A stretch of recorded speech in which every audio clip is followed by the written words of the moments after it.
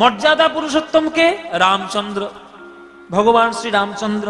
তার মতো মর্যাদাশালী পুরুষ, তার মতো মর্যাদাবান ব্যক্তিত্ব ভারতবর্ষে হয়েছে কিনা কখনো সন্দেহ রয়েছে। তিনি একটা ঐতিহাসিক চরিত্র তো বটেই, কিন্তু আমাদের সনাতন অবলম্বীদের কাছে তিনি ভগবান, স্বয়ং বিষ্ণুর অবতার।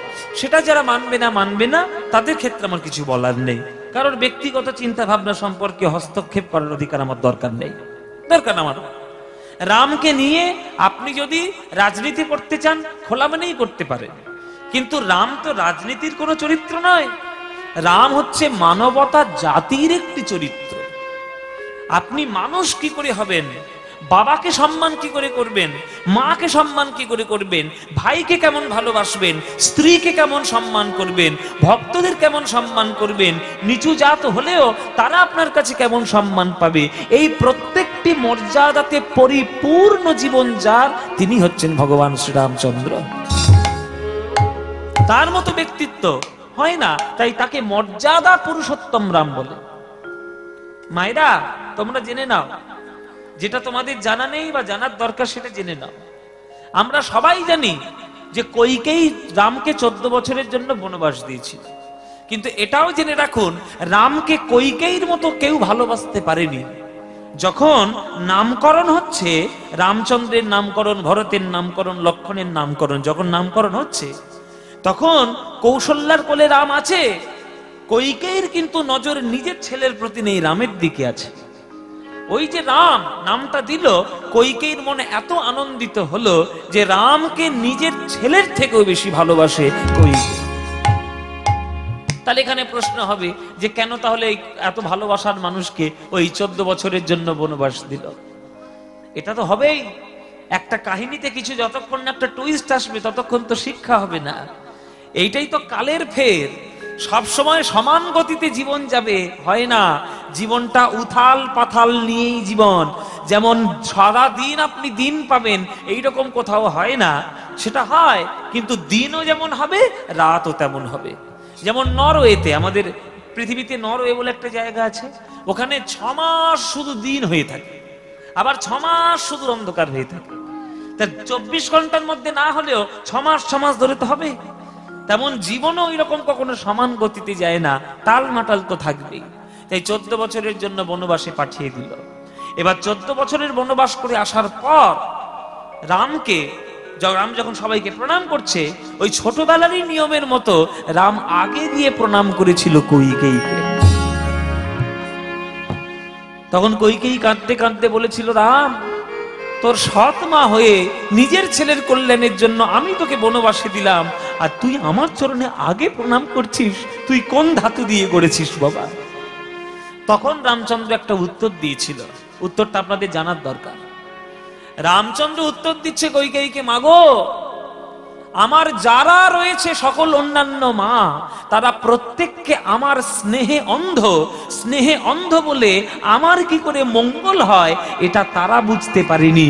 কিন্তু তুমি যেহেতু সৎ মা, তুমি আমার স্নেহে অন্ধ নও, কিন্তু আমার প্রকৃত কল্যাণ জগতে কি করে হবে একমাত্র তুমিই বুঝেছো। এরা স্নেহে অন্ধ, আমরা স্নেহের মধ্যে অতিরিক্ত স্নেহ দিয়ে ছেলে মেয়েদেরকে মাদর করে তুলি। কিছু মনে করবেন না মায়েরা, আপনারা স্নেহ দিন, কিন্তু শাসনটা সমানভাবে জরুরি। কৌশল্যা আমার স্নেহে অন্ধ, সুমিত্রা আমার স্নেহে অন্ধ, দশরথ পিতা আমার স্নেহে অন্ধ, তাই আমার ভালো মন্দ তারা বোঝেননি। কিন্তু তুমি আমার স্নেহে অন্ধ নও, আমার প্রকৃত মঙ্গল কি করে হবে সেটা তুমিই বুঝেছো। কেন?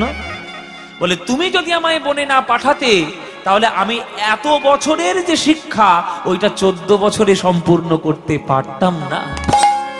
প্রজারা বন জঙ্গলে কেমন বসবাস করে, বাইরের জগৎটা কেমন, তারা কত সুখ দুঃখে আছে, প্রজাদের সঙ্গে সম্পর্ক স্থাপন করতে গেলে নিজেকে কেমন ভাবে তৈরি করতে হবে, এটা যদি আমি বনবাসে না যেতাম তাহলে কি আমি জানতে পারতাম? তাই হে মা, তুমি আমার প্রকৃত মা, তুমি আমার স্নেহে অন্ধ নও, তাই প্রকৃত মঙ্গল কামনাটা তুমি আমার করেছো। বলুন তো কোন সৎ ছেলে সৎ মাকে গিয়ে এই রকম ধরনের কথা বলে তাকে প্রণাম করবে? কেউ করবে? সে নিজের মা হোক আর সৎ মা হোক, কেমন ভাবে তাকে মর্যাদা দিলে তবে তার সম্মানটা বজায় থাকবে, সেটা রামচন্দ্র ছাড়া আমাদের ভারতবর্ষে আজ পর্যন্ত কেউ বোঝাতে পারেনি। আর এই মূর্খ ভারতবাসীগুলো রামচন্দ্রের চরিত্রকে না জেনে তাকে নিয়ে রাজনীতি করছে। এর থেকে বড় লজ্জাজনক আর কিচ্ছু হয় না। আমি কোনো পার্টি পলিটিক্সে যাচ্ছি না। কে কি পার্টি পলিটিক্স আপনি করবেন সেটা আপনার ব্যাপার, আপনি কোন মতাদর্শে চললে আপনার ভালো লাগবে আপনার ব্যাপার। কিন্তু রামচন্দ্র যেন আপনাদের কাছে রাজনীতির চরিত্র না হয়, রামচন্দ্র যেন আপনার মানবতার চরিত্র হয়, আপনার জীবনের আদর্শ হয়, তবেই রামচন্দ্রকে বুঝতে পারবেন। তাই তিনি মর্যাদা পুরুষোত্তম ত্রেতা যুগে, সেই মর্যাদা পুরুষোত্তম যখন দাপর যুগে এলেন তখন তিনি হলেন লীলা পুরুষোত্তম। তার মতো লীলা প্রতি ক্ষণে ক্ষণে একটি করে নতুন লীলা ও কেউ কখনো তৈরি করতে পারবে না। মায়েরা, যেদিন থেকে জন্ম নিয়েছে সেই দিন থেকে যতদিন পর্যন্ত সে ছিল পৃথিবীতে ততদিন কৃষ্ণ তার নতুন নতুন লীলা করেছে। জানো মায়েরা, পুতনা বধ করতে এসছে কংসের আজ্ঞায়, তখন বৃন্দাবনে থাকতো না, তখন গোকুলে থাকতো। দুটো স্তনের মধ্যে কালকুট বিষ মাখিয়ে মারার জন্য এসেছে। এবার পুতনা তো রাক্ষসী, দেখতে খুব একটা ভালো নয়, রাক্ষসী বলে সন্দেহ হয়। তখন মায়াধারী বিদ্যা নিয়ে তখন সে সুন্দর একটা রমণীর বেশ ধারণ করে যশোদার বাড়িতে ঢুকেছে। যশোদার বাড়িতে ঢুকে দেখতে একটা নীল মতো ছেলে এই গড়াগড়ি দিচ্ছে আর এই মাটি চেটে চেটে খাচ্ছে। তাই তাকে নিয়ে ওই স্নেহ ভরে বলছে পুতনা, এই তোরা মা না তোরা অন্য কিছু রে, ওই ছেলেটাকে মাটির মধ্যে ফেলে রেখেছিস। ওই জন্য বলে যে মার থেকে দরদ বেশি, তাকে বলে মাসি, শুধু নয় রাক্ষসী মাসি। হ্যাঁ, রাক্ষসী মাসি। মাসি মায়ের থেকে কখনো সন্তানকে কেউ ভালোবাসতে পারবে না। তা পুতনা তো রাক্ষসী, কোলে করে তুলে নিয়েছে। সবাই যখন চলে গেল আড়ালে গিয়ে স্তনটা দিয়েছে মুখের মধ্যে, বলে এইবার মরবে, এইবার মরবে। কৃষ্ণ তখন মনে মনে ভাবছে স্তনটা পান করব না করব না, কারণ আমি জানি তো ওর মধ্যে বিষ মাখানো, খেলেই মরবো আমি। কিন্তু আমি যদি মরে যাই তাহলে লীলা তৈরি করতে এখন অনেক রকম সমস্যা তৈরি হবে। আর পুতনা অনেক আশা করে আমার কাছে এসেছে, ওকেও কিছু একটা দিতে হবে। কিছু একটা না দিলে ভগবান আমায় লোকে বলবে কেন? কেন লোকে প্রণাম করে বলবে হে কৃষ্ণ করুণা সিন্ধু দীনবন্ধু জগৎপতি? কেন বলবে? তাহলে ওকে কিছু দেওয়ার দরকার। তা আমি যদি পুতনাকে কিছু দিই, সারা বিশ্ববাসীর ভক্তরা আমার উপর রেগে যাবে যে পুতনা তোমায় মারতে এসে তোমার কাছে ভালো জিনিস পেয়ে গেল, আর আমরা তোমার এতদিন রাত করে নাম জপ করছি, কই আমরা তো কিছু পাচ্ছি না। তাই পুতনাকে কিছু দেব না, পুতনার কাছ থেকে নিয়ে নেব। কি নেব? আমি জগতের সব থেকে দামি জিনিসটা গ্রহণ করি, সেইটাই আমি নেব। তাহলে দেহের মধ্যে সব থেকে দামি জিনিস কি? প্রাণ। প্রাণটাই আমি নেব। ওই 5-6 দিনের বয়সের ছেলেটা ওই পুতনার স্তনদুগ্ধ পান করতে করতে প্রাণবায়ু টান দিয়েছে। যেই প্রাণবায়ু টান দিয়েছে, যখন প্রাণ নিয়ে টানাটানি, তখন মাটিতে গড়াগড়ি দিয়ে পুতনা ছটফট করছে, ছাড় ছাড় বাবা, ছাড় ছাড়। কৃষ্ণ বলে ছাড়বো কেন? ছাড়ার জন্য ধরেছি নাকি? আমি তো বেশ মাটিতে গড়াগড়ি দিচ্ছিলাম আর মাটি খাচ্ছিলাম। তোমায় কে বলেছে এবার কোলে তুলতে? আমি তোমায় বলেছি কোলে তোলো? তুমি এবার কোলে তুলেছো, মানে তুমি আমাকে ছাড়তে চাইলেও আমি তোমায় ছাড়বো না। এইখানে শিক্ষা, এইখানে তত্ত্ব। কিসের তত্ত্ব? ভগবান এটাই বোঝাতে চাইলেন যে আমি অনাদরে পড়ে থাকি, আমি অবহেলায় পড়ে থাকি, আমি কাউকে কোনোদিন কিছু বলবো না। কিন্তু কেউ যদি একবার স্নেহ দিয়ে আমাকে বুকের মধ্যে জড়িয়ে ধরে, পরবর্তীকালে সে ছাড়তে চাইলেও আমি তার হৃদয়ে ছেড়ে কোনোদিন যাব না। আমি যাব না। তুমি ছেড়ে দিতে চাইলো আমি আর ছাড়বো না। এর মতো লীলা আর কে করবে বাবা? কে করবে বলো? ওই জন্য কৃষ্ণের লীলা 3 প্রকারের ভাগ। একটা বৃন্দাবন লীলা, একটা মথুরা লীলা, একটা দ্বারকা লীলা। 3 ধরনের ভাগ করা হয়েছে। বৃন্দাবনে সে তো বলাই যাবে না, প্রত্যেকটি ক্ষণে ক্ষণে একটা করে লীলা। তার উপর দ্বারকাও আছে, আবার মথুরাও রয়েছে। তাই কৃষ্ণ হচ্ছে লীলা পুরুষোত্তম। কিন্তু কলিযুগে আমাদের বাঙালির ক্ষেত্রে আরেক পুরুষোত্তমকে আমরা পেয়েছি। তিনি হলেন প্রেমে পুরুষোত্তম ভগবান শ্রীকৃষ্ণ চৈতন্য, আমার গৌর হরি। ওর মতো প্রেম পুরুষোত্তম আর কেউ নয়, আর কেউ নয়। যে ঝাড়িকন্ডের জঙ্গলের রাস্তা দিয়ে একটা বাঘকে পর্যন্ত জড়িয়ে ধরে কৃষ্ণ নাম বলাতে পারে, তার মতো প্রেম পুরুষোত্তম আর কেউ আছে নাকি? আমার গৌরের মতো প্রেম পুরুষোত্তম আর কেউ হবে নাকি? কোনোদিন হবে না, কোনোদিন হবে না গো। তাই আপনারা বাঙালি, আমরা বাঙালি, আমাদের ভাগ্যে গৌরাঙ্গ মহাপ্রভু, আমাদের 14 পুরুষের সৌভাগ্য বলো যে আমরা বাংলায় জন্ম নিয়েছি, জন্ম নিয়ে প্রেম পুরুষোত্তমকে পেয়েছি। এই 3 ধরনের পুরুষোত্তমের জন্য আজ ভারতবর্ষে শ্রেষ্ঠ, আধ্যাত্মিকতায় শ্রেষ্ঠ, লীলায় শ্রেষ্ঠ, সাহিত্যে সঙ্গীতে শ্রেষ্ঠ, এইরকম পুরুষোত্তম আর কখনো হবে না। তাই বড় অবতার ভাই, বড় অবতার, পতিতের বিলাবল প্রেমের ভান্ডার। বড় অপরূপ ভাই রে আমার গোরা চাঁদের লীলা রে, বড় অপরূপ ভাই রে গোরা চাঁদের লীলা, আমার বড় অপরূপ ভাই রে আমার গোরা চাঁদের লীলা, বড় অপরূপ ভাই রে গোরা চাঁদের লীলা। ও গো রাজা হইয়া কাঁধে করে বৈষ্ণবের ঝোলা রে, রাজা হইয়া কাঁধে করে বৈষ্ণবের ঝোলা, রাজা হইয়া কাঁধে করে বৈষ্ণবের ঝোলা। একমাত্র নিমাই এমন এমন অবতার, এমন প্রেম পুরুষোত্তম যে রাজাকে ভিখারি বানিয়েছে আর ভিখারিকে রাজা বানিয়েছে। ও মায়েরা ভালো করে শুনো, রাজাকে ভিখারি বানিয়েছে আর ভিখারিকে রাজা বানিয়েছে কে? প্রমাণ কই? আছে, প্রমাণ আছে। বৈষ্ণব জগৎ প্রমাণ ছাড়া কথা বলবে না। ওড়িশার রাজা প্রতাপরুদ্র তাকে ভিখারি বানিয়ে ছেড়েছে। সে যতক্ষণ রাজবেশ ধারণ করেছিল ততদিন একবারের জন্য আমার মহাপ্রভু দেখা দেয়নি।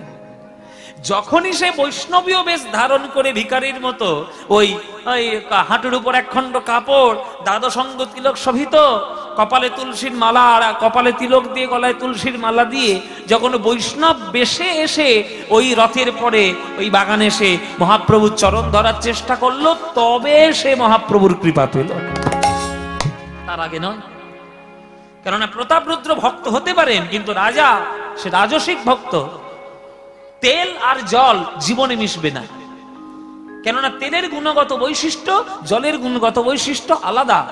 আপনি যতই মিক্সিতে চালিয়ে দিন না কেন, অনুবীক্ষণ যন্ত্র নিয়ে দেখবেন তেল ভেসে আছে উপরে, ঠিক ভেসে থাকবে, খালি চোখেও দেখতে পারবেন। তেল আর জল যেমন মেশে না, তেমন সাত্ত্বিক জগৎ আর রাজসিক জগৎ তেল আর জলের মতো, ওই যতই মিশিয়ে দাও সাত্ত্বিক ঠিক উপরে ভেসে থাকবে, ঠিক ভেসে থাকবে। তাই রাজা যতক্ষণ রাজা ছিলেন ততক্ষণ দেখা মহাপ্রভু দিলেন না। তিনি যখনই ভক্ত হয়ে মাটিতে গড়াগড়ি দিলেন তখনই তাকে বুকে জড়িয়ে ধরার জন্য মহাপ্রভু নেমে এলেন।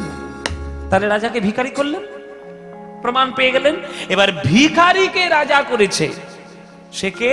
তার নাম হচ্ছে হরিদাস ঠাকুর। তৎকালীন সামাজিক ব্যবস্থা অনুযায়ী সে একটু হরিনাম গাইতো বলে, 3 লক্ষ হরিনাম জপ করতো বলে তখনকার দিনের কাজী সাহেবরা তাকে 22টা বাজারে বেত্রাঘাত করেছে। 22টা বাজারে বেত্রাঘাত। কিন্তু মহাপ্রভুই তাকে বৈষ্ণব জগতের নামাচার্য বলে ভূষিত করেছে। বলুন তো কোন বৈষ্ণবের ভাগ্য হয়েছে যে মরণের পর নিজেকে মহাপ্রভুর কোলে তুলে দেওয়ার? হরিদাস ছাড়া কারোর হয়নি। হরিদাস যখন এই জগৎ ছেড়ে চলে গেলেন, তার এই সব দেহটাকে নিয়ে, তার এই মৃত শরীরটাকে নিয়ে মহাপ্রভু কোলে করে তুলে নিলেন। 2 হাত ধরে তিনি নাচালেন, নিজের হাতে বালি খুঁড়লেন, নিজের হাতে সমাধি দিলেন। কারোর ভাগ্যটা হয়েছে? কারোর ভাগ্যে হয় কেবলমাত্র হরিদাস। তাই বড় অপরূপ ভাই রে গোরা চাঁদের লীলা, রাজা হইয়া কাঁধে করে বৈষ্ণবের ঝোলা। হ্যাঁ, গৌরাঙ্গ করুণার কথা আমি কহিতে না পারি গো, গৌরাঙ্গ করুণার কথা কহিতে না পারি। ও গো সংকীর্তন মাঝে নাচে কুলের বৌহারি গো, সংকীর্তন মাঝে নাচে কুলের বৌহারি। এই যে মেয়েরা কীর্তন শুনতে এখন বেশি যায়, দেখো আজকে যেখানে যতক্ষণ বৃষ্টির মধ্যেও যারা কীর্তন শুনতে এসছে, কটা ছেলে এসছে কটা মেয়ে এসছে, দেখো মায়েদের ভাগ বেশি, মায়েরা ভক্ত বেশি। এই যে মায়ের আজকের বাড়ি থেকে বেরোনোর সাহস করেছে, এই যে মায়ের আজকের শিক্ষার জন্য এগিয়ে এসেছে, মায়েদের জন্য অগ্র অধিকার তারা দাবি করছে, এই যে তারা কণ্ঠরোধ এতদিন ছিল, তারা যেবার উদাত্ত কণ্ঠ হয়েছে, কার জন্য? আমার নিমায়ের জন্য হয়েছে। আমার মহাপ্রভু আগে বললেন যে মায়েদেরকে ভালো করে কীর্তন শোনাও। ও মায়েরা, তোমরা একটু বেশি করে কীর্তন শোনাও। কেন জানো? পৃথিবীতে তোমাদের যে ক্ষমতাটা আছে, আমরা পুরুষরা জীবনে সেই ক্ষমতার অধিকারী হব না। 10 মাস 10 দিন গর্ভ ধারণ করে শরীরের রক্ত পুষ্টি সমস্ত কিছু নিঃশেষ করে একটা মাই জন্ম দিতে পারে একটা সন্তানকে, একটা পুরুষ জীবনে পারবে না, জীবনে পারবে না।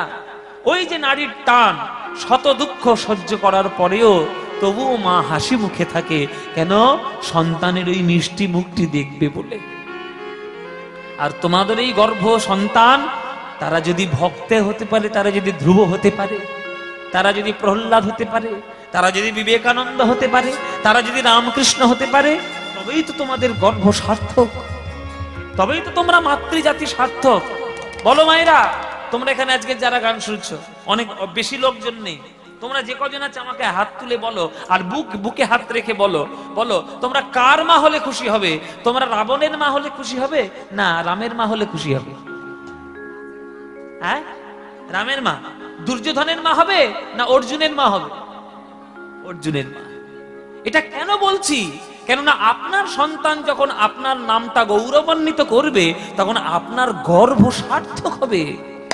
যখন কোনো মায়ের গর্ভজাত সন্তান জগতে নাম করে বেড়ায়, তখন অন্যান্য মেয়েরা তখন তাকে বলে, ওই মাটা কি ভাগ্য করেছিল, এত সুন্দর সন্তানকে জন্ম দিয়েছে। এটাই না আনন্দ? প্রহ্লাদ কয়াধুর গর্ভে 5000 বছর ছিল। ওই 5000 বছর গর্ভের মধ্যে থেকে নারদের কাছ থেকে শ্রীমদ্ ভাগবত মুখস্থ করে ফেলেছিল। 5000 বছর গর্ভের মধ্যে ছিল। আজ প্রহ্লাদের জন্য কয়াধুর গর্ভ হবে না? আগে নিজেকে কয়াধু বানাতে হবে, তবেই প্রহ্লাদের মা হতে পারবেন। নিজেকে আগে কৌশল্যা বানাতে হবে, তবেই রামের মা হতে পারবেন। নিজেকে আগে যশোমতী হতে হবে, তবেই কৃষ্ণের মা হতে পারবেন। আর সেটা তখনই সম্ভব যখন নিজের জীবনটি সৎ জীবন যাপন পালন করবেন, হ্যাঁ, তবেই হবে, নইলে হবে না। তার জন্য কীর্তন শোনা জরুরি। কীর্তনের আসরে যেতে হয়, ভগবানের চরণে নিবেদন করতে হয়, জীবনটিকে সুসজ্জিত করতে হয়, জীবনটিকে সৎ পথে চালাতে হয়, তবেই রামের মতো সন্তান হবে। নইলে তুমি বাঁকা গাছ হয়ে যাবে, আর তোমার কাছ থেকে সোজা গাছ আসবে, জীবনে হবে না। তুমি যেমন বাঁকা হবে, তোমার সন্তানও বাঁকাই হবে। তাই নিজেকে আগে উন্নত করো, তারপরেই দেখবে সন্তান সন্ততি নিশ্চয়ই উন্নত হবে। তাই পদকর্তা পদ লিখলেন, গৌরাঙ্গ করুণার কথা আমি কহিতে না পারি, গৌরাঙ্গ করুণার কথা কহিতে না পারি। আজ সংকীর্তন মাঝে নাচে ফুলের বৌহারি গো, সংকীর্তন মাঝে নাচে ফুলের বৌহারি। ও যবনেও নাচে গায়, আর বলে হরি নাম নাম, যবনেও নাচে গায়, বলে হরি নাম।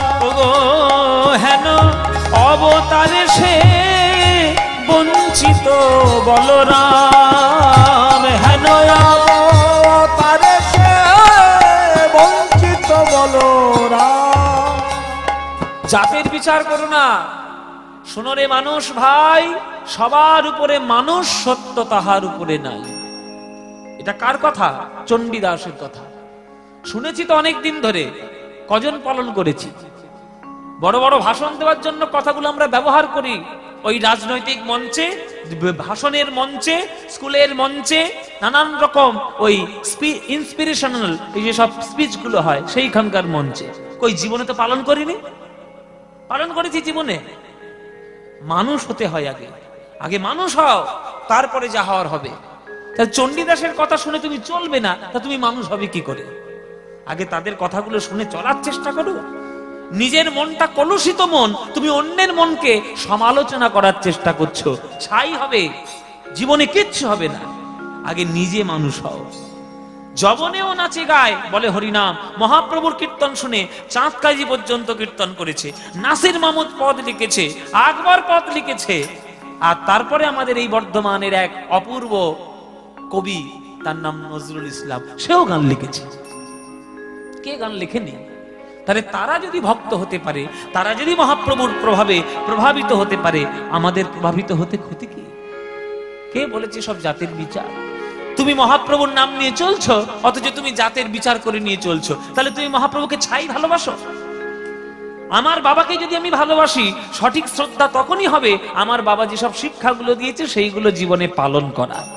তাহলে মহাপ্রভু শিক্ষা দিয়েছে যে জাত ধর্মের বিচার করবে না, আর তুমি জাত ধর্ম নিয়ে পড়ে আছো। তাহলে কি করে হবে মহাপ্রভুকে ভালোবাসা? ওই লোক দেখানি ভালোবাসা করে কোনো লাভ নেই। ভালোবাসা করলে ভেতর থেকে করো। তাকে সত্যিকারের শ্রদ্ধা করলে সেই শ্রদ্ধাটা আগে তুলে ধরো, তবেই তোমরা মহাপ্রভুকে ভালোবাসতে পারবে। বলরাম দাস বলছে যে যবনেও নাচে গায় তারা বলে হরিনাম, আরে হেনই অবতারে বঞ্চিত বলরাম। এত সুন্দর প্রেমের অবতার, সবাইকে চরণ ধরে ধরে প্রেম দিয়ে গেল। হায় এবারে আমি বঞ্চিত হলাম, হায় এবার আমি বঞ্চিত হলাম। এমন করুণা সিন্ধু, এমন করুণা সিন্ধু অবতারে, হাই এবারে আমি বঞ্চিত হলাম। এমন করুণা সিন্ধু অবতারে, এবার আমি বঞ্চিত হলাম। আমি কেবল রইলাম বাকি, আমি কেবল হইলাম বাকি। আমি কেবল রইলাম বাকি, আমি কেবল রইলাম বাকি। আমি গুরু বৈষ্ণবে দিয়ে ফাঁকি, ওগো আমি কেবল রইলাম বাকি। গুরু বৈষ্ণবের দিয়ে ফাঁকি, আমি কেবল রইলাম বাকি। ওগো গুরু বৈষ্ণবে দিয়ে ফাঁকি, আমি হরি হরি না বলিলাম। গুরু বৈষ্ণবের দিয়ে ফাঁকি, হরি হরি না বলিলাম। গুরু বৈষ্ণবে দিয়ে ফাঁকি, হরি হরি না বলিলাম। গুরু বৈষ্ণবের দিয়ে ফাঁকি, হরি হরি না বলিলাম। গুরু বৈষ্ণবের দিয়ে ফাঁকি, আমি কেবল রইলাম বাকি। হায় এবারে আমি বঞ্চিত হলাম, হায় এবার আমি বঞ্চিত হলাম। তাই বলরাম দাস কেঁদে বলছে, এই জগতে জনন তারণ করার জন্য আজ মহাপ্রভু সবার চরণ ধরে প্রেমে প্রদর্শন করেছেন। আর আমি এমন হতভাগা, মহাপ্রভুর চরণে কাছে পেয়ে ওই একবার চরণ ধরতে পারলাম না। এটাই আমাদের হয় বাবা। আমরা শুধু যে কোনো আমাদের এমন একটা স্বভাব বর্তমানে হয়ে গেছে যে আমরা শুধু সকাল থেকে সন্ধ্যা পর্যন্ত কি করে সমালোচনা করা যায় তার মানসিক প্রস্তুতি নিয়ে বসেছি। ফেসবুক থেকে শুরু করে, ইউটিউব থেকে শুরু করে, এই যত হাতে হাতে মোবাইল এসছে, সমালোচনা প্রচন্ড বেড়ে গেছে। নিজে কি করছি তার কোনো রকম কোনো পরিকল্পনা নেই, লোকে কি করছে সেইটা দেখার জন্য পাগল হয়ে যাচ্ছে সকাল থেকে সন্ধ্যা। আর ফেসবুকটাই হয়েছে একেবারে চোখের সামনে পড়ছে, যাকে তাকে সমালোচনা করে দিচ্ছে। জেনে রাখবেন, হাতে একটা ফেসবুক আছে মানে আপনি যাত্রার সম্বন্ধে কমেন্ট করতে পারেন না। এই ভারতবর্ষের টিম যখন, ইন্ডিয়ান টিম যখন খেলে, যখন হেরে যায়, তখন কত সব ভারতবাসী সব তাদের নামে সমালোচনা করে। বাট মাঠে নামিয়ে দিলে খেলতে পারবি? পারবি খেলতে? সমালোচনা করতে পারবি ঘরে বসে বসে। এখন জিতে এসছে, খুব সোনার মালা দেওয়ার জন্য পাগল হয়ে যাচ্ছে। এই সব হচ্ছে আমাদের মানব জাতির স্বভাব। মাঠে নামিয়ে দিলে একটাও ব্যাট চালাতে পারবে না, 4 দিতে পারবে না, 6 দিতে পারবে, সমালোচনা করতে পারবে। আমার সমালোচনা 1000 লোক করবে, কিন্তু আমার মতো গান গাইতে গেলে আমার মতো সাধনা করতে হবে। আমার গুরুর সমালোচনা অনেকেই করবে, কিন্তু আমার গুরুর জায়গায় পৌঁছতে গেলে 10 জন্ম সাধনা করতে হবে। সমালোচনা করা যায়, হঠাৎ করে হাতে মোবাইল এলো, যাত্রার সম্বন্ধে যা তা বলে দেওয়া যায়, কিন্তু তার কর্ম সম্বন্ধে জানতে গেলে তার চরণে গিয়ে একটু বসতে হয়। তাই নিমাইয়ের সমালোচনা সাধারণ লোক করতেই পারে, কিন্তু নিমাই যেটা আমাদের জন্য দিয়ে গেছে সেইটা পেতে গেলে সারা জীবন তপস্যা করলে তবে পারবে, তবেই পারবে। তাই বলরাম দাস কেঁদে বলছে যে চোখের সামনে থেকে নিমাই হরিনাম করতে করতে চলে গেল, আর আমি শুধু খেয়ে শুয়ে দিন কাটালাম, সমালোচনা করে দিন কাটালাম, আমার প্রেম পাওয়ার হলো না। তাই গৌরাঙ্গ মহাপ্রভু আমাদের জন্য প্রেম নিয়ে এসেছেন। যে প্রেম গোলকের প্রেম, রাধা গোবিন্দ মিলিত তনু সোনার গৌরাঙ্গ আমার, সেই প্রেম হাতে ধরে পায়ে পড়ে আমাদের প্রেম দিয়েছেন। তাই বাঙালি হয়েছে তোমরা, যেখানেই থাকবে সময় পেলে, যখন সময় পাবে একটু গৌরাঙ্গের নাম করে নেবে। ভজ গৌরাঙ্গ কহ গৌরাঙ্গ, লহ গৌরাঙ্গের নাম রে। ভজ গৌরাঙ্গ কহ গৌরাঙ্গ, লহ গৌরাঙ্গের নাম রে। যে জনা গৌরাঙ্গ ভজে, সে হয় আমার প্রাণ রে। যে জনা গৌরাঙ্গ ভজে, সে হয় আমার প্রাণ। এই গানটা ভালো লাগে তো মায়েরা? বাবাদের ভালো লাগে? ভালো লাগে গানটা? সত্যি বলছে মায়েরা? বৃষ্টির সময় শিব ঠাকুরের মন্দিরে বসে আছো, মিথ্যা কথা বলবে না, সত্যি বলছে তো? তাহলে ভালো যখন বাসো তোমরা সবাই মিলে, আজকে যে কজন আমরা এখানে উপস্থিত হতে পেরেছি, সবাই মিলে করতালি দিয়ে এই গানটা আমরা গাইবো। গাইবেন? সবাই মিলে গাইবেন আমার সঙ্গে? ব্যাস, এমন জোরে জোরে গাইবেন যেন বৃষ্টিটা বাপ বাপ বলে পালায় এখান থেকে। অনেক সর্বনাশ করেছে, সন্ধ্যে থেকে অনেক ঝামেলা করছে। চলো সবাই মিলে আমরা একটু গানটা গাই করতালি দিয়ে। আজকের বেশি হাঁটাবো না, সবাইকে নিয়ে করতালি দিয়ে গানটি আমরা গাইবো। প্রাণ ভরে একটু আমার সঙ্গে গান। ভজ গৌরাঙ্গ কহ গৌরাঙ্গ, লহ গৌরাঙ্গের নাম রে। বলো ভজ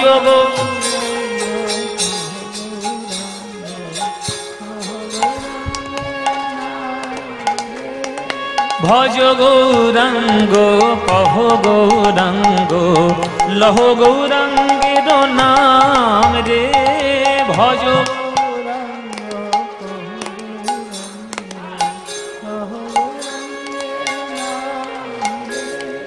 যে জনা গৌরাঙ্গ ভজে, সে হয় আমার প্রাণ রে। বলো যে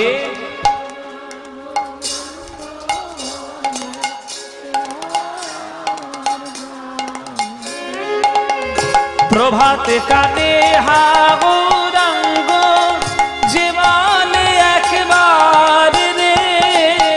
প্রভাত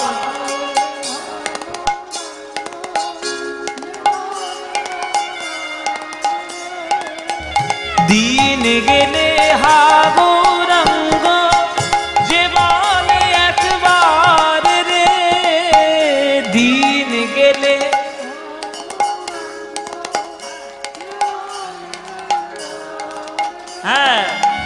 সেই জন আমার হয়, আর আমি হই তার রে। বলো সে জন।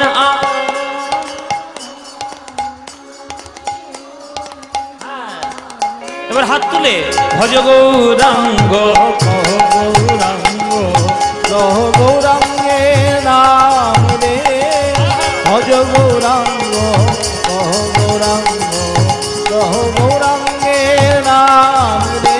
আহা যে জনা গৌরাঙ্গ ভজে সে হয় আমার প্রাণ রে। যে জনা গৌরাঙ্গ ভজে সে হয় আমার প্রাণ রে। আহা ভজ গৌরাঙ্গ উলুধ্বনি উলুধ্বনি কহ গৌরাঙ্গের নাম রে। ভজ গৌরাঙ্গ কহ গৌরাঙ্গ লহ গৌরাঙ্গের নাম রে। ভজ গৌরাঙ্গ কহ নিতাই গৌর হরি হরি নাম রে। ভজ গৌরাঙ্গ কহ গৌরাঙ্গ লহ গৌরাঙ্গের নাম রে। বলো আনন্দ হয়েছে? হয়নি? এই আনন্দর কোথাও পাবে? এই আনন্দ পেতে গেলে প্রত্যেক বছর এই শিব ঠাকুরের মন্দিরে কীর্তন শুনতে আসতে হবে। 10 বছর ধরে আসছেন, আবার আসবেন তো? তবে এবার এমন সময় আসবেন যাতে বৃষ্টিটা টেনে টেনে না নিয়ে আসে, আর যেন বৃষ্টি না। হ্যাঁ, এই বৃষ্টির জন্য সব একবার তছনছ করে দিয়েছে। যাই হোক, এটাও কিন্তু একটা ঠাকুরের পরীক্ষা, জানো? এটাও ভগবানের পরীক্ষা। এত সোজা নয় ভগবানের ভক্ত হবে। ভগবান বারবার তোমাকে পাথর দিয়ে ঘষে ঘষে দেখবে যে তুমি সোনা কিনা। কষ্টি পাথরে যাচাই না হলে সোনা যেমন বোঝা যায় না, হাজার পরীক্ষার মধ্যে দিয়ে উত্তীর্ণ না হলে ঈশ্বরের করুণাটাও কখনো লাভ করা যায় না। করুণা পেতে গেলে এত সোজা নয়। বলে সুখ মে সুমিরন সব করে, दुख में सुमिरन सब करे, सुख में करे ना कोई, जो सुमिरन सुख में करे दुख काहे को होए। আজকে সেই পরীক্ষাটা তোমাদের হয়েছে, ওই বিকেল থেকে সেই পরীক্ষা শুরু হয়েছে। হ্যাঁ, বলে সুখ মে সুমিরন সব করে। সব বৃষ্টি বৃষ্টি হবে না, খুব সুখ নিয়ে বসবো, হ্যাঁ একবার সুন্দর করে কীর্তন শুনতে বসে, বাহ এবার হাওয়া খাবো, কীর্তনিয়ার গান শুনবো, এটা তো সবাই করবে।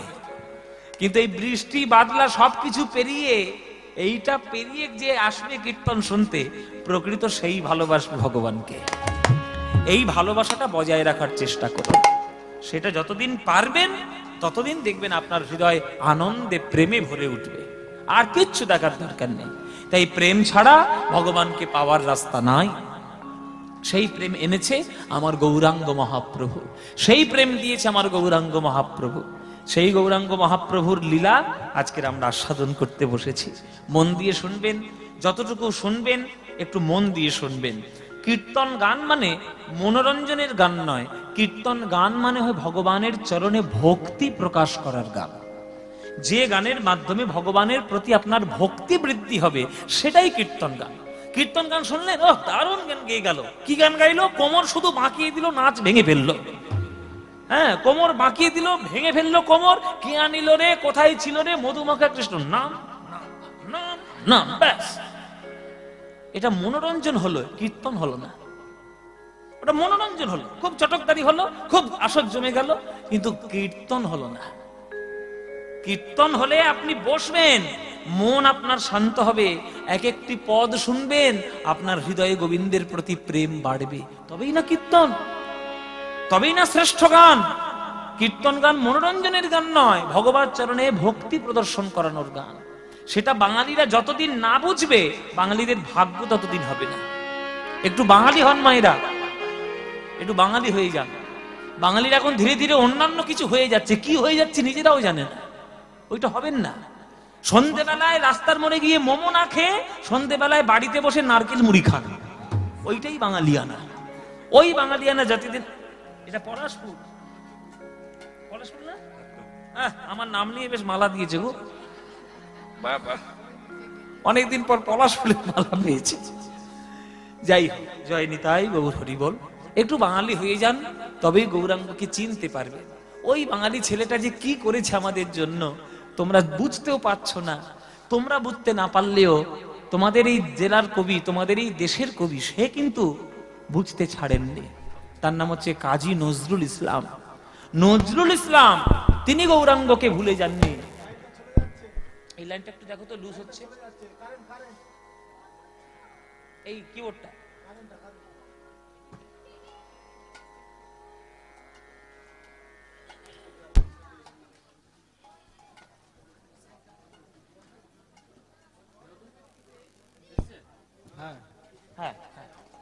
জয় নিতাই, জয় নিতাই। এই দেশের কবি, এই বর্ধমান জেলার কবি কাজী নজরুল ইসলাম, তিনি কিন্তু গৌরাঙ্গকে চিনেছেন। তাই তিনি গৌরাঙ্গকে চিনে তিনি মুসলমান হয়েও গৌরাঙ্গের সম্বন্ধীয় একটা গান তিনি রচনা করেছেন। নিজের কথা, নিজের সুর, কাজী নজরুল ইসলামের কথা সুর দিয়ে গৌরাঙ্গ মহাপ্রভুর গান। এই গানটা সহজে শোনা যায় না, কিন্তু আমি আমার গুরুর কাছে শুনেছিলাম, তাই একটু শিখেও ছিলাম। আপনারা যদি বলেন আপনাদের 2 লাইন শোনাতে পারি, শোনাবো? শুনবেন? ওই পিছন থেকে ঝরঝর করে জল পড়ছে, শুনবেন তবু? আচ্ছা চলুন।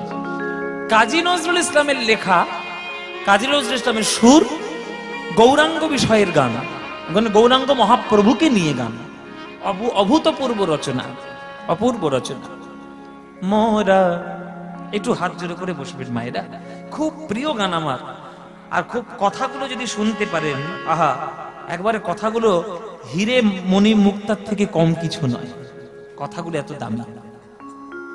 মোরা কাঁদবো না ওগো সচি দুলাল, তোমায় ডেকে ডেকে মোরা কাঁদবো না ওগো সচি দুলাল,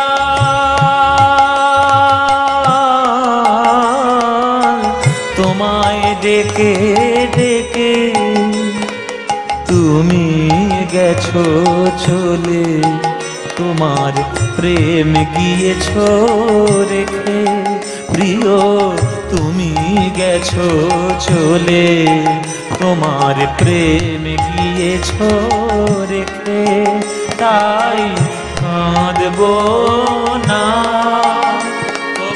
সচি দুলাল, তোমায় ডেকে ডেকে তাই কাঁদবো না। আহা, কি কথা দেখুন বাবা, তাই কাঁদবো না। নজরুল ইসলাম বলছে তাই কাঁদবো না। কেন কাঁদবো না? ওগো সচি দুলাল, তোমার জন্য আমরা কাঁদবো না। কেন? বলে কাঁদবো কার জন্য? যাকে হারিয়ে ফেলেছি তাকে, তার জন্য কাঁদবো। যে চিরকাল আমাদের সঙ্গে সঙ্গে রয়েছে তার জন্য কেন কাঁদবো? আরে তোমার শরীরটা হয়তো আমাদের কাছে নেই, কিন্তু তোমার আশীর্বাদ, তোমার প্রেম, তোমার অনুভূতি, তোমার ভালোবাসা প্রতিটি বাঙালি ভক্তদের হৃদয়ে আছে, তাই কাঁদবো না।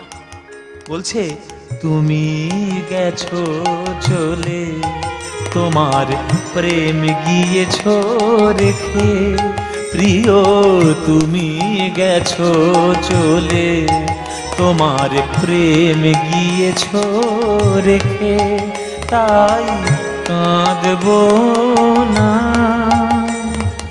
ত্যাগ যেখানে, প্রেম যেখানে, তোমার মধুর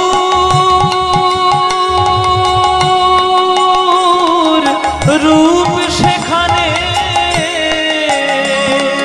ত্যাগ যেখানে, প্রেম যেখানে, তোমার মধুর রূপ সেখানে,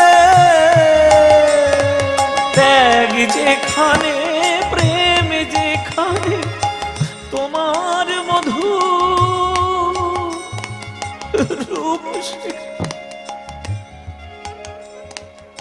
কি কথা! সারা বিশ্ব ব্রহ্মাণ্ডে যেখানে প্রেম দেখবে, যেখানেই ত্যাগ দেখবে, একবার ভালো করে তাকিয়ে দেখবে আমার নিমাই যেন সেখানেই দাঁড়িয়ে আছে। ত্যাগ যেখানে, প্রেম যেখানে, তোমার মধুর রূপ সেখানে, ওগো জগন্নাথের দেউল তোমায় রাখবে কোথায় ঢেকে, ওগো জগন্নাথের দেউল তোমায় রাখবে কোথায় ঢেকে, তাই কাঁদবো না ওগো সচি দুলাল, তোমায় দেখে দেখে না ওগো সখী দুলাল তোমায় ডেকে ডেকে হলো বৈরাগিনী ধরা তোমার চরণ ধুলি মেখে, হলো বৈরাগিনী ধরা তোমার চরণ ধুলি মেখে, তোমার মন্ত্র নীল অসীম আকাশ চাঁদের তিলকে কে, তোমার মন্ত্র নীল অসীম আকাশ চাঁদের তিলকে কে। এই গান জীবনে পাবে? এই গান আর পাবে? কাজী নজরুল ইসলাম এই বাংলায় জন্ম নিয়েছে, আমাদের হাজার গুণে সৌভাগ্য ভালো। চিনতে পারলে না তো তাকে, ওই যে বললাম শুধু সমালোচনাই করে গেছে। তাকে চিনতে গেলে তার গানগুলো শোনো, পড়ো, ভাবো। সমালোচনার মন নিয়ে কীর্তনের আসলে বসবেন না। ভাগবতীয় প্রেম ভক্তি এইগুলো লাভ করার জন্য কীর্তনের আসলে বসুন, তবেই না কীর্তন শোনাটা সার্থক হবে। পৃথিবীর এমন কোন দেশ আছে আমাকে দেখাতে পারবেন যে দেশের কোন প্রান্তে মানুষের বসবাসযোগ্য যে দেশগুলো আছে সেই দেশের কোন প্রান্তে একটু ধুলো নেই? দেখাতে পারবেন? আমেরিকাতেও ধুলো পাবেন, লন্ডনেও ধুলো পাবেন, ভারতে তো প্রচুর ধুলো পাবেন, জাপানে গেলেও ধুলো পাবেন। এমন কোন দেশ নেই যেখানে ধুলো পাবেন না। আপনারা অনেকে আমাকে প্যাঁচে ফেলার জন্য বলতেই পারেন, কেন বাবা অ্যান্টার্কটিকা? অ্যান্টার্কটিকা কি মানুষের বসবাসযোগ্য? অ্যান্টার্কটিকা পেঙ্গুইন থাকবে, মানুষ থাকবে? সেটা মানুষের বসবাসযোগ্য নয়।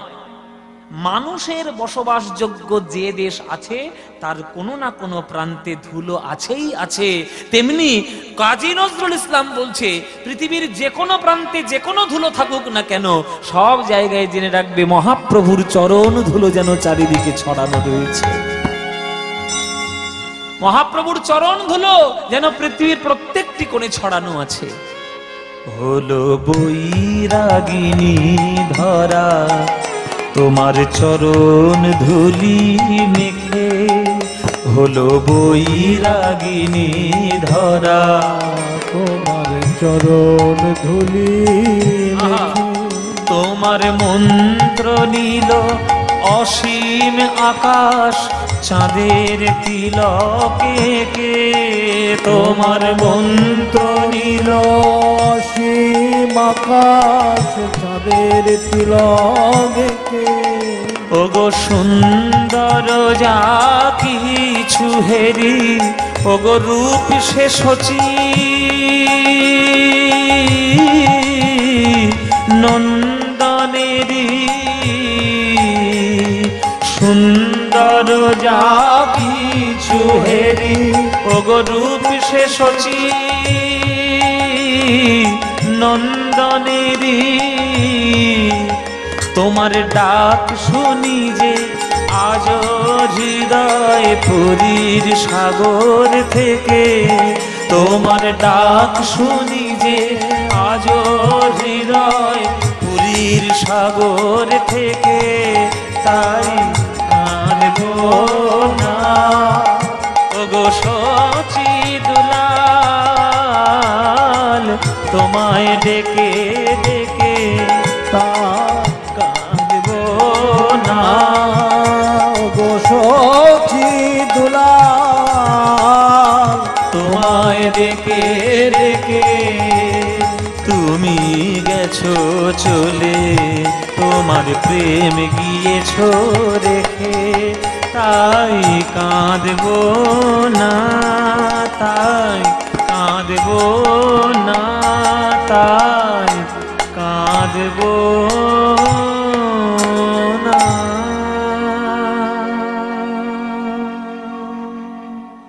এই হচ্ছে নজরুল ইসলাম। এই গানটা লিখেছে বলে নজরুল ইসলামের জাত গেছে? জাত গেছে? তোমরা এই গানটা শুনছো, তোমাদের জাত গেছে? না গৌরাঙ্গকে নিয়ে গানটা লিখেছে, গৌরাঙ্গের জাত গেছে? তাহলে জাত ধর্মের বিচার নিয়ে তোমরা কেন পড়ে আছো? সাধারণ মস্তিষ্ক ছাড়ো, একটু উদার হওয়ার চেষ্টা করো। জয় নিতাই। উপস্থিত সকল কৃষ্ণ অনুরাগী গৌর ভক্তবৃন্দের চরণে আমার কোটি কোটি দণ্ডবৎ প্রণাম। আমার সকল গুরুবর্গের শ্রীচরণে আমার শত সহস্র কোটি দণ্ডবৎ প্রণাম। এই কাশীশ্বর ভগবান ভোলানাথের মন্দির প্রাঙ্গণে এক বৈষ্ণবের তীর্থভূমিতে আপনারা হরিনাম সংকীর্তন শ্রবণ করার জন্য আজকের এসেছেন। আজকের যে কজনই এখানে সমবেত হয়েছেন সবাইকে নিয়েই আমাদের যতটুকু গান করার আমরা গাইব, কেননা যে অবস্থা চারিদিকে চলছে এখন, এই প্রচন্ড দুর্যোগ, ঝড় বৃষ্টি, ক্রমাগত বৃষ্টি পড়েই যাচ্ছে, কিন্তু তবুও আপনারা এই কীর্তনকে ভালোবেসে ছাতা ধরেও তবু দাঁড়িয়ে কীর্তন শোনার আগ্রহ প্রকাশ করছেন। এটাই কীর্তনের প্রতি আপনাদের ভালোবাসা। এই বর্ধমান জেলা আমরা যারা কীর্তন গান শিখি বা যারা কীর্তন গানকে নিয়ে একটু পড়াশোনা করার চেষ্টা করি, আমরা দেখেছি এই বর্ধমান জেলাতে 250 পদকর্তার জন্ম। এই বর্ধমান জেলাতে কীর্তন ভালোবাসবে না এমন কোনো মানুষ আমার মনে হয় নেই। আপনারা কীর্তনকে এতটাই হৃদয় দিয়ে ভালোবাসেন। এইসব মাটিগুলোকে আমরা ভীষণ শ্রদ্ধা করি। বাংলার সাহিত্য জগতের, বাংলার সঙ্গীত জগতের এই সমস্ত মাটির অবদান বিরাট বড় অবদান। বিশেষ করে কীর্তনে তো রয়েইছে। আপনাদের এই পূর্ব বর্ধমানের প্রচুর জায়গা যেখানে ভগবান স্বয়ং লীলা করেছেন, সেই জেলার মানুষ হয়ে, সেই মাটির মানুষ হয়ে আপনারা কীর্তনকে ভালোবাসবেন, এটা খুব স্বাভাবিক ব্যাপার। কিন্তু চারিদিকে আজকে ভীষণ সন্ধ্যা থেকে সারাদিনই এরকম চলছে। যাই হোক, যে কজনই এসেছেন আপনারা অনুরাগ নিয়ে, তাদেরকে নিয়ে আমরা গানগুলো গাইব। বলছে পুরুষোত্তম ভগবানের নাম, গুণ, লীলা এগুলো যদি আমরা হৃদয় দিয়ে, অন্তর দিয়ে গ্রহণ করতে পারি, তাহলে সংসার সমুদ্র আমরা অনায়াসে পার করতে পারব। দেখবেন সমুদ্রে সমস্ত ধরনের নৌকা, লঞ্চ, জাহাজ ডুবে যাওয়ার সম্ভাবনা আছে, কিন্তু ডুব জাহাজের ডুবে যাওয়ার সম্ভাবনা খুবই ক্ষীণ। কেননা ডুব জাহাজ কেন ডোবার সম্ভাবনা খুবই ক্ষীণ? কেননা ডুব জাহাজটা তো ডুবে ডুবেই যায়, তার আবার নতুন করে ডোবার কি আছে? কিন্তু জলের উপরে যে সব, সমুদ্রের উপরে বা নদীর উপরে যেসব লঞ্চ, নৌকা ভেসে ভেসে বেড়ায়, কোনো কারণে প্রাকৃতিক বিপর্যয়ের জন্য তারা ডুবতে পারে। কিন্তু উপরে যদি প্রচন্ড ঝড় বৃষ্টি হয় বা সমুদ্রের উত্তাল, কিন্তু তার একেবারে তলদেশ থেকে যদি ডুব জাহাজ যায়, তাহলে তার ডোবার সম্ভাবনা অনেকটা কম থাকে। তেমনি পুরুষোত্তম ভগবানের নাম, গুণ, রূপ, লীলা এটা আমাদের ক্ষেত্রে একটা ডুব জাহাজের মতো। এই ডুব জাহাজকে আশ্রয় করে যদি আমরা সংসার সমুদ্র পার করার চেষ্টা করি, তাহলে জগৎ সংসারে যতই ঝড় বাদল হোক না কেন, ঝড় বাতাস হোক না কেন, আমাদেরকে খুব বেশি একটা প্রভাবিত করতে পারবে না। তবে এই ডুব জাহাজটাকে সঠিকভাবে ব্যবহার করতে হবে। কিসের ডুব জাহাজ? পুরুষোত্তম ভগবানের নাম, গুণ, রূপ, লীলা। এবার পুরুষোত্তম আমাদের জগতে কয় ধরনের পুরুষোত্তম আছে? 3টে যুগ ধরে 3 ধরনের পুরুষোত্তম আমরা পেয়েছি, ত্রেতা, দাপর, কলি। ত্রেতা যুগে মর্যাদা পুরুষোত্তমকে আমরা পেয়েছি, দাপর যুগে লীলা পুরুষোত্তমকে আমরা পেয়েছি, আর এই কলিযুগে আমরা প্রেম পুরুষোত্তমকে পেয়েছি।